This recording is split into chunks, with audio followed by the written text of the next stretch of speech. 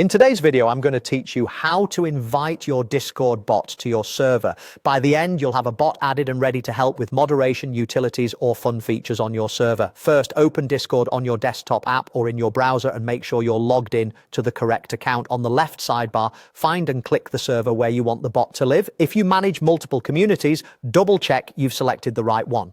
At the top left of your server, click the server name to open the menu, then choose server settings. Inside the settings, look for App Directory. This is Discord's built-in marketplace where you can safely find and add bots without leaving the platform. In the App Directory, you can browse categories or search. A great place to start is the Moderation and Tools category, but feel free to explore any section that matches your needs. When you find a bot that looks useful, click it to open its details page.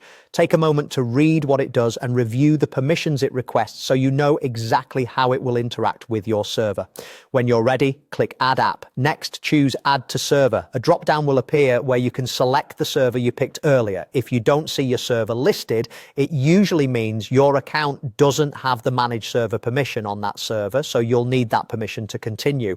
Once the correct server is selected, click Continue. You'll see a summary of the permissions the bot is asking for. This is important because permissions control what the bot can read, send, and manage. If everything looks good, click Authorize to proceed.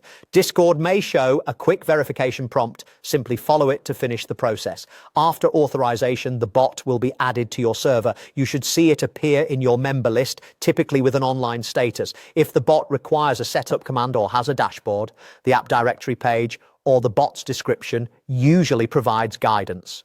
You can also adjust the bot's role and channel permissions later in server settings if you want to fine-tune what it can access. That's it. You opened your server, went to server settings, used the App Directory, chose a bot that fits your needs, added it to your server, continued, and authorized it. Your bot is now ready to help you manage and grow your community. Thanks for watching and enjoy your upgraded server.